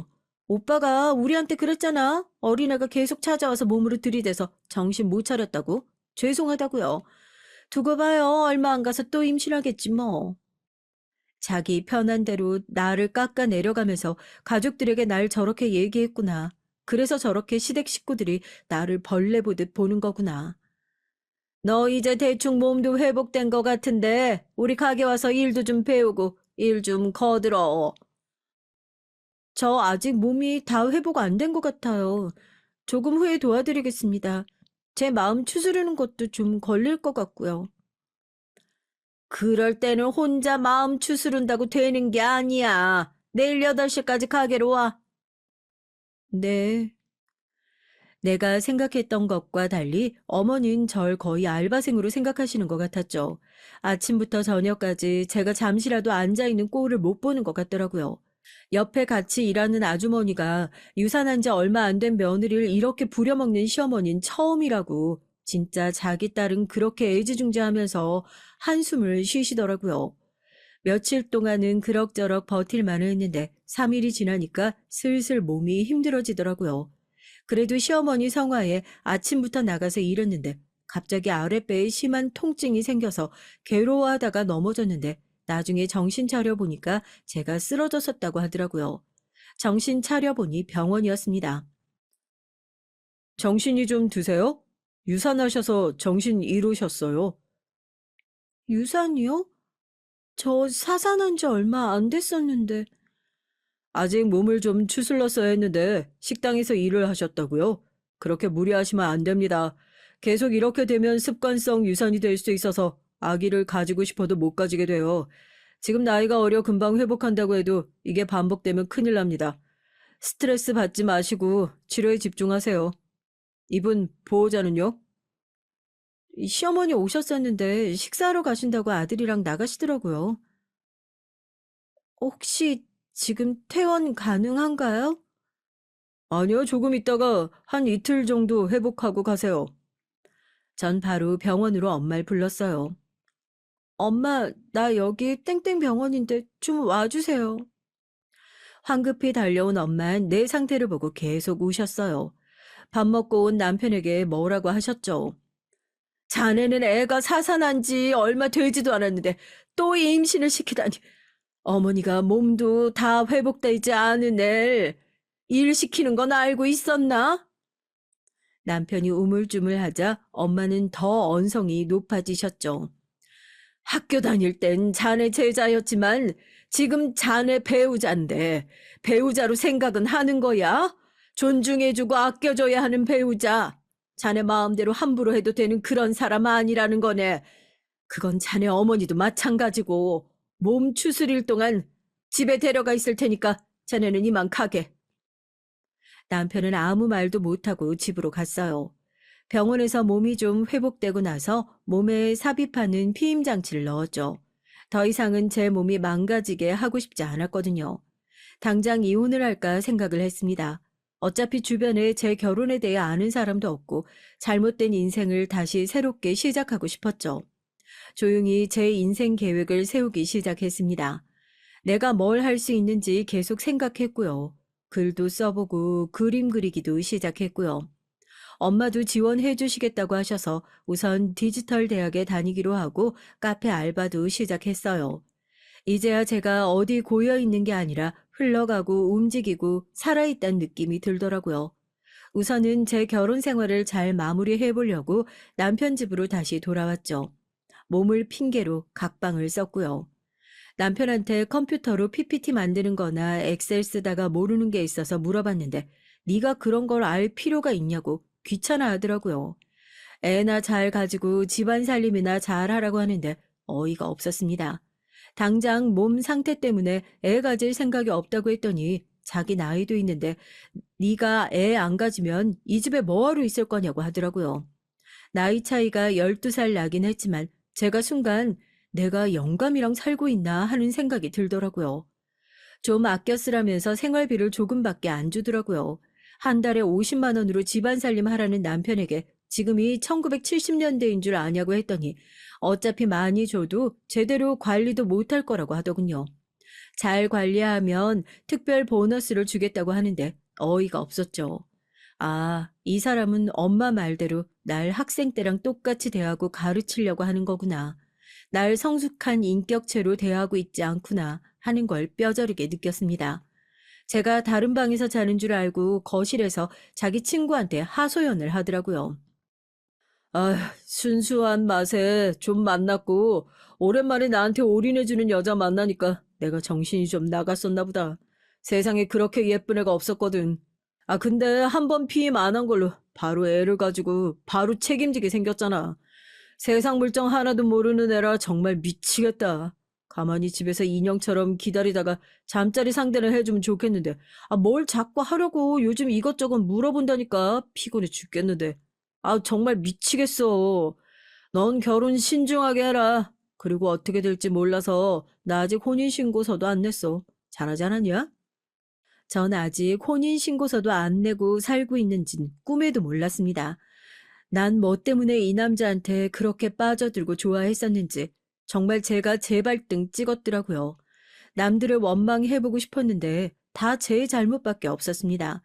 내 인생을 이렇게 망가뜨렸는데 내가 제대로 복수해줘야겠다는 생각만 들더라고요. 절 학대하고 괴롭히는 모든 증거 정황을 모아야겠다고 생각했죠. 사랑하는 사이에서 철천지 원수로 돌아서는데 정말 얼마 걸리지 않더라고요. 영원한 사랑을 약속하고 서로를 바라보던 게 몇 개월 전이라는 게 정말 믿어지지 않았습니다. 참 사랑한다는 감정도 불같이 타오르던 사랑도 정말 한때구나 하는 생각에 서글퍼지더라고요. 그래서 각종 자료 수집에 달인이 되고 있었어요. 최근엔 거의 저를 소 닭 보듯 보더라고요. 제 앞에서 전화도 따로 받으러 나가고 뭔가 계속 수상했습니다. 전화를 받을 땐 일부러 친구 이름을 부르는 것 같더라고요. 남편이 잘 때 몰래 본 휴대폰엔 친구 정석이라고 저장된 번호로 전화하고 카톡 보낸 것만 있더라고요. 내가 괜히 의심했구나 하다가 혹시나 해서 내 폰으로 전화를 걸어보니까 여자가 받더라고요. 남편 노트북을 살펴봤는데 예전에 사귀었던 전 여친과의 사진을 따로 모아놓은 폴더가 있더라고요. 같이 모텔 가고 애정 행각을 했던 사진들이 한가득이었습니다. 오래 사귀었으니까 그럴 수 있지 생각했는데 그 꼴들을 보고 있자니 정말 기분이 안 좋더라고요. 옛날에 찍은 사진이었겠거니 했는데 최근 사진들도 있었습니다. 저한테 세미나가 있다고 급하게 짐 싸서 가야 한다고 했던 날도 이 여자랑 같이 밤을 보냈더라고요. 전 냉정해지려고 애썼어요. 난 지금 증거들을 모으고 있다. 그렇게만 생각하려고 했죠. 제가 탐정이 된 것처럼요. 그런데 세상에 남편 인스타그램에 들어가니까 학교 선생님들 같이 찍은 사진에 그 여자가 있었습니다. 설마 했는데 그 여자 인스타그램을 타고 들어가 봤더니 그 여자도 가정이 있더라고요. 정말 평화롭고 행복해 보이는 모습들만 가득 있었죠. 옛 여자랑 같은 학교를 다니면서 바람을 핀다? 교사라는 사람들이? 각자 가정도 있으면서 말이에요. 같은 학교 다니면서 둘 다 기혼자인데 바람을 피고 있었네요. 어쩐지 더 이상 저한테 잠자리를 하려고 하지 않던 이유가 이거였었나 봐요. 알고 보니까 더 씁쓸했습니다. 전 진짜 잠자리 상대였어요. 그래도 절 정말 사랑해서 결혼을 했을 거라고 생각했는데 이 남잔 그냥 제 무방비한 몸뚱이에 관심을 가지고 있었던 거였었네요. 시어머닌 가게로 불러서 또 저를 부려먹으려고 하더라고요. 제가 아직 몸이 안 좋아서 힘들다고 하고 아르바이트생을 구하셨으면 좋겠다고 전화를 끊었더니 그때부터 틈만 나면 뭐 하고 있냐, 지금 어디냐, 몸 상태는 어떠냐. 심지어는 시누이가 애를 키워야 하는데 지금 또 임신을 해서 애를 보기 어려우니까 애를 네가 봐라 등등 끝도 없이 절 괴롭혀 댔습니다. 죄송하다고 하고 아르바이트를 하고 있어서 애 보기가 힘들다고 했더니 저를 더 괴롭히더라고요. 남편한테서 생활비 다 받고 살면서 아무것도 할 줄 모르는 애가 무슨 돈을 버냐고 뭐라고 하는데 참 서럽더라고요. 그래서 시어머니한테 저 한 달에 생활비 50만 원 받고 산다고 얘기를 했더니 아무 말이 없더라고요. 자기도 이건 좀 심한데 하고 생각한 거겠죠. 어이가 없었습니다. 제가 이렇게 소리 없는 전쟁을 치르고 있는 중에 남편의 형이 부잣집 여자랑 결혼을 한다는 소식이 들렸어요. 남편의 형은 사람이 말수도 적고 점잖았는데 자기 맡은 바 열심히 그리고 조용히 자기 일을 열심히 하는 사람이었죠. 재미는 좀 없어도 늘 바른 생활이 몸에 밴 분이시더라고요. 남편보다 5살 더 나이가 많다 보니 저보다 훨씬 나이가 많으셨는데도 그래도 항상 절 우대해 주시고 말도 따뜻하게 잘 해주셨죠. 공무원이라고 들었는데 어쩌다 부잣집 딸이랑 선을 봐서 이번에 결혼하게 됐다고 하더라고요. 시어머니는 형님 앞에서는 흠잡히지 않으려고 지적이고 인자한 모습만 보이려고 엄청나게 애를 쓰더라고요. 근데 손바닥으로 하늘을 가릴 순 없잖아요. 저를 대하는 시어머니의 모습을 보고 이미 어떤 사람인지 다 파악을 한 눈치였습니다. 착한 시어머니인 척 아무리 가식적인 모습을 보여도 틈만 나면 쟤는 대학교도 안 나와서 아는 게 없다. 나이도 젊은데 저렇게 약해 빠져서야. 아무리 가식적인 모습을 보이고 형님한테 힘든 일 절대 안 시키려고 해도 진실된 사람이 아니라고 생각이 들면 가까이 대하기 싫은 게 사람 마음이잖아요. 형님은 3시간도 시댁에서 머물기 싫어하더라고요. 결국 시어머니는 설거지도 나보고 하라고 해서 아무 말 없이 하고 있는데 형님이 와서 저한테 말을 거시더라고요. 어린 나이에 갑자기 시집 왔다고 들었는데 이렇게 고생만 해서 어떡해요? 힘든 일 있으면 얼마든지 나한테 얘기해요. 우리 친하게 지내요. 그렇게 연락처를 주고받았습니다. 형님은 좋은 뮤지컬이나 연극 티켓이 생기면 저한테 보여주시거나 같이 가자고 연락이 오셨죠. 물론 시어머니한테 비밀이었어요. 살면서 오랜만에 만나보는 어른이었고 고상하고 지적이고 마음에 덕이 있는 분이었죠. 저도 모르게 속마음을 말하고 말았는데 형님 같은 분이 제 시어머니셨으면 정말 소원이 없겠어요. 업고 다녔을 것 같은데요. 지나가는 그 말 하나도 그냥 듣지 않고 저를 토닥토닥 해주시더라고요. 집안 행사가 있을 때마다 설거지는 늘 제 몫이었습니다. 끊임없이 이어지는 설거지에 형님이 도와주러 오시면 시어머니는 억지로 또 형님을 끌고 가셨죠. 아무 말 없이 다 하고 남편을 쳐다봤는데 시댁 식구들 무리에 같이 섞여서 웃고 있으면서 힘든 표정으로 서 있는 저랑 눈이 마주쳤는데 그냥 외면하더라고요. 저런 놈을 믿고 의지하고 살 생각을 하다니. 시어머니는 형님 임신시키기에 돌입하신 것 같더라고요. 형님 체질이나 아무런 정보도 하나 없이 한의원 가서 나이 많은 여자 임신할 수 있는 약을 지어 오셨더라고요. 형님은 한약을 잘 못 먹는다고 해도 막무가내로 먹어보라고 꼭 챙겨 먹으라고 하더라고요. 형님이 저를 보고 동서도 같이 먹으면 좋겠다고 얘기하길래 형님 저는 괜찮아요. 쟤는 사산하고 얼마 안 돼서 또 임신했었는데 유산했단다. 젊어서 그런지 임신은 잘 되니 걱정 안 해도 돼. 쟤는 임신이 특기자 무기내니까 사고 쳐서 임신만 안 했어도 내 아들이 저런 세상 철부지랑 아이고 하여튼 제 임신은 걱정 안 해도 되니까 네가 먹고 손주 좀 안겨다오 큰애야. 너 닮은 손주 보는 게 내 소원이다. 남편은 제가 그런 얘기 듣는 걸 다 듣고 그냥 웃기만 하더라고요. 12살 어린 제자를 그냥 임신부터 시킨 건 선생이란 직업을 가진 대개 아드님이라고 하고 싶었지만 간신히 참았죠. 남편은 이제 정말 내 사람이 아니구나. 내가 무슨 말을 듣고 무슨 일을 겪어도 그저 남 일처럼 보기만 하는구나. 마음이 다 떠났구나. 돌아서서 조용히 설거지만 했습니다. 이제 남편 외도 증거도 다 모았으니까 다 복수해야겠다고 마음을 먹었죠. 남편한테 말하지 않고 조용히 다들 TV 보면서 웃고 떠들 때 조용히 시댁에서 나왔습니다. 근처에 커피 맛집이 있었는데 거기서 비싸도 맛있는 커피를 시켜서 마셨어요. 기분이 좋아져서 맨날 올라오는 글만 읽었는데 용기 내서 글을 써서 올렸습니다.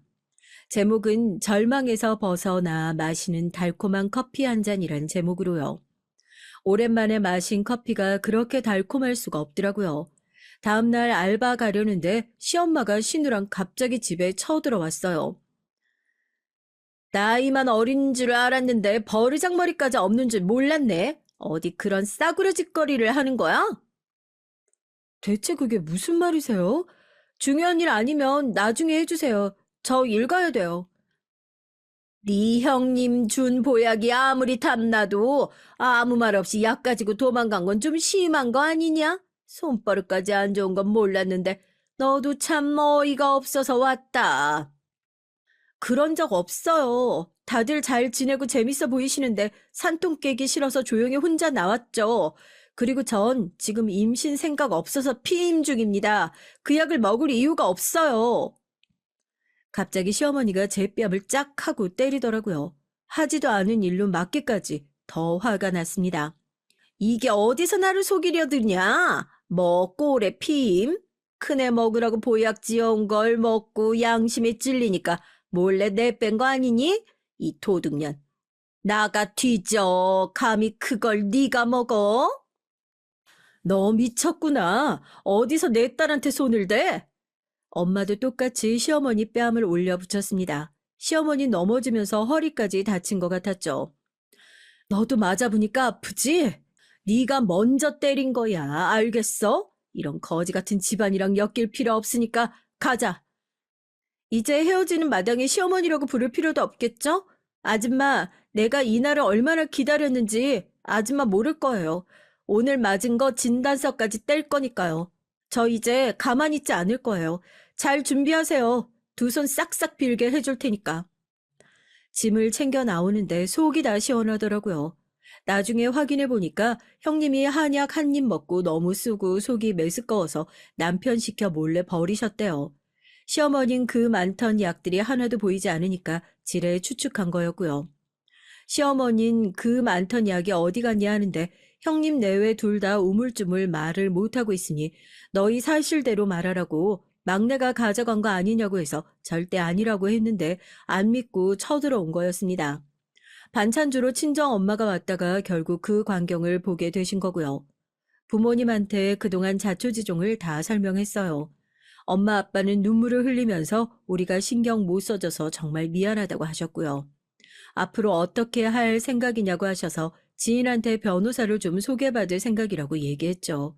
비용 상관하지 말고 애 없는 게 천만다행이라며 바로 이혼 청구 소송하시는데 얼마 전에 뗐던 주민등록 등초본을 보여드렸더니 놀라시더라고요.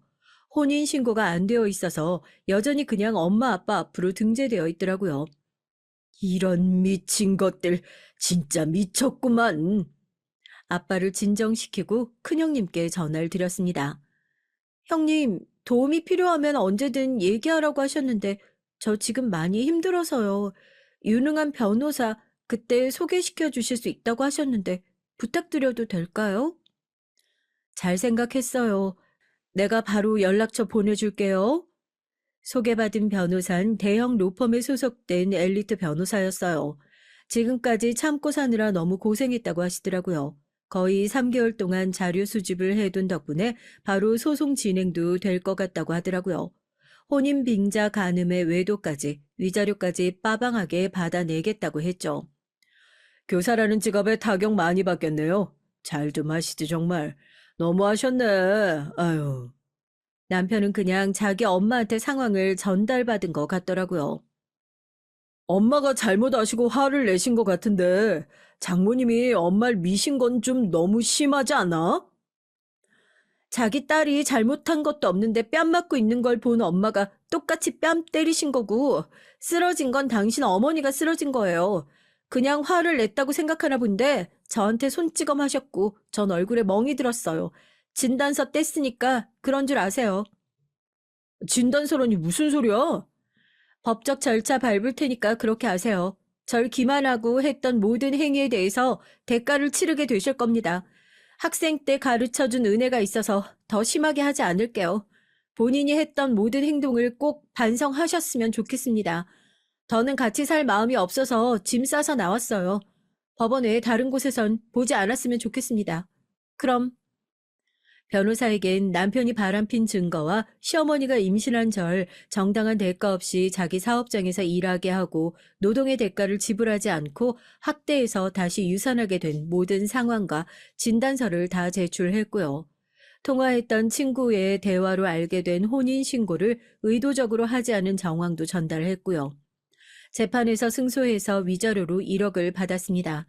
형님께 너무 고마워서 따로 연락을 드렸어요. 좋은 변호사 소개시켜 주셔서 너무 감사한데 상황이 이래서 죄송하다고요. 딱 봐도 애띤 얼굴에 늘 서름과 슬픔을 꾹꾹 참고 있는 얼굴이라 마음이 계속 쓰였어요. 이제 형님 동선 아니지만 그래도 친구 정도는 할 수 있지 않을까요? 난 어렸을 때 친구도 골라 사귀라고 부모님이 계속 혼내시는 바람에 친구도 별로 없어요. 우리 친구처럼 지내면 어때요? 친구가 별로 없을 거라고 전혀 생각 못 했어요. 전 계속 친하게 지내고 싶은데 아주버님이 안 좋게 생각하실 것 같아서요. 전 정말 좋아요. 우리 앞으로 언니 동생 하면서 사이좋게 지내요. 사회생활 하면서 사귄 친구라고 생각하면 되죠. 남편은 그 집에서 유일하게 제정신인 사람인 것 같아서 다행이에요. 재수 씨 잘 위로해 주라고 하더라고요. 그리고 지금 지내고 있는 집으로 내가 선물 좀 보냈어요. 그동안 고생한 것들 조금이라도 풀렸으면 하는 마음이니까 부담 가지지 말고요. 앞으로 사회생활 하는데 어디 가서도 꿀리지 말고 자신감 있게 다니라는 뜻으로 옷이랑 가방, 신발 이런 것들 좀 챙겨서 보냈어요. 내가 사놓고 못 입는 것들이나 사이즈가 안 맞아서 다른 사람 주려던 것들이니까 부담 가지지 말고요. 신발 사이즈는 내가 알아서 거기 맞춰서 보냈는데 혹시 발에 안 맞으면 매장 가서 수선하거나 늘림하면 될 거예요. 정말 감사합니다. 저한테 항상 너무 잘해주셨어요. 앞으로도 자주 연락해도 되죠, 언니? 당연하지, 그럼. 집에 갔더니 형님이 보내주신 건 정말 옷장이 새로 하나가 더 필요할 만큼 많더라고요. 사계절 옷을 다 보내주셨는데 다 유명 브랜드 옷들이었죠. 하나같이 세련되고 제가 입으면 딱 어울릴 만한 옷들만 보내주셨더라고요. 명품 가방이랑 신발도 10개씩 보내주셨고요. 누가 보면 명품만 밝히던 된장녀처럼 알 정도로 정말 원 없이 보내주셨습니다. 새로운 마음으로 새롭게 시작하라는 그 마음이 느껴지더라고요. 열심히 살고 꼭 성공해서 형님께 보답해야겠다. 그래서 정말 열심히 살자. 결국 시어머니는 다쳤을 때 터진 디스크가 수습이 안 돼서 허리 수술을 받았대요. 운영하던 막창집은 일하던 알바생이 사람을 너무 부려먹고 음식 다시 돌려쓰게 한다고 글을 올리는 바람에 소문이 나서 장사를 접었다고 하더라고요. 사람한테 잘못한 건 정말 어떻게든 다시 돌아오는 것 같습니다. 재판에서 우리 사건에 관심을 가진 기자님 한 분이 저한테 연락이 왔어요. 인터뷰를 하고 싶다고요. 전 그냥 솔직하게 있었던 일들을 얘기했고 기자님은 제 신분을 절대 노출되지 않도록 해주겠다고 약속해서 기사를 내도록 허락했죠. 그 기사님이 기사를 아주 맛깔나게 잘 쓰셨더라고요. 남편 얼굴과 상간녀 사진도 모자이크 처리돼서 나가긴 했는데 학생들이 학교에서 찍힌 2명을 알아본 바람에 난리가 났었대요. 학교에선 기자한테 왜 상관도 없는 우리 학교 선생님들 사진을 허락도 없이 기사에 실었냐고 내용 정정을 부탁했다고 하더라고요. 기자는 당당하게 얘기했대요. 상관없는 게 아니라 그 사람 둘이서 바람피는 사이 맞다고요. 이미 확인 다 됐고 남자 선생님은 재판에서 져서 위자료까지 다 내셨다고요. 교장 선생님은 몇 차례 두 사람이 맞냐고 확인까지 하고 카톡 주고받은 내용과 둘의 사적인 사진까지 보고 정말 놀라서 두 사람을 잘랐다고 하더라고요. 소문이 좀 가라앉고 몇 년 후에 선생님은 애들 과외시켜주는 공부방을 운영한다고 들었어요. 그렇게라도 자신의 과거를 반성하면서 남들한테 많이 베풀며 살아갔으면 하는 생각이 들었습니다. 이젠 증오나 미움 따위는 남아있지 않아요. 어쨌든 그 사람도 고통을 받았을 테니까요. 아직 절 원망한다고 하더라도 별로 신경 쓰이지 않더라고요. 어쨌든 우리는 이미 남이니까요. 전 여전히 글을 쓰면서 아르바이트도 하고 이제 곧 학교도 졸업해요.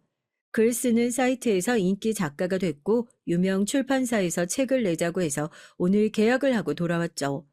초반엔 좀 쉽지 않은 경험들로 이루어진 삶이었지만 이제 중년이 되면 그동안의 경험들을 밑거름으로 더 일이 잘 풀리지 않을까 생각합니다. 아직도 언니, 과거의 형님이죠. 언니랑도 자주 연락하면서 지내요. 여전히 언니는 저한테 가방도 옷도 자주 보내주고 있고요.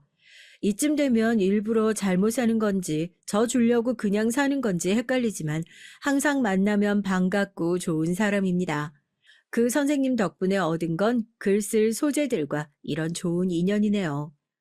요즘 연애도 하고 있어요. 그 이후에 여러 남자 만나고 연애도 했는데 재밌더라고요. 그렇게 깊게 연애는 하지 않았지만 새로운 사람과 만나는데 두려움을 갖지 않으려고 몇 달 만나다 헤어지고 새로운 사람을 또 만나곤 했죠.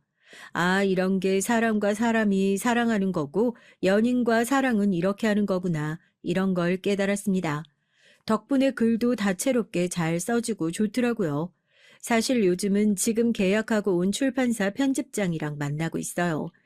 내 글을 보고 관심을 가졌다가 실제로 만나고 계속 호감을 드러내더라고요. 섣불리 연애 감정 가지지 않으려고 하는데 이 남자가 참 재밌고 편해요. 같이 있으면 마음이 저절로 스르르 풀리게 되더라고요. 여자 정말 많이 만났겠다 하니까 나도 그러려고 했는데 그러지 못해서 아쉽다고 하더라고요. 제가 먼저 나도 그렇다고 아쉬운 사람끼리 그럼 한번 만나보자고 하니까 너무 좋아하더라고요. 난 한 번 살다가 헤어졌는데 괜찮겠어요? 그건 이미 글을 봐서 알고 있어요. 나도 오래 사귄 여자가 있고 동거도 했었고요. 괜찮겠어요? 난 상관없어요. 그럼 우리 오늘부터 1위를 할까요? 스스로 만남을 결정할 만큼 솔직해진 전 당연하다는 듯이 고개를 끄덕거렸습니다. 그동안 괴로웠던 만큼 이제는 스스로 제 인생에 책임지면서 재미있게 살아가 보려고 해요. 과거에 무슨 일이 있었던 간에 지금부턴 즐거운 일들만 가득할 거라고 믿고 다들 오늘 하루를 보내면 좋겠습니다. 좋은 하루, 좋은 일들만 가득하세요.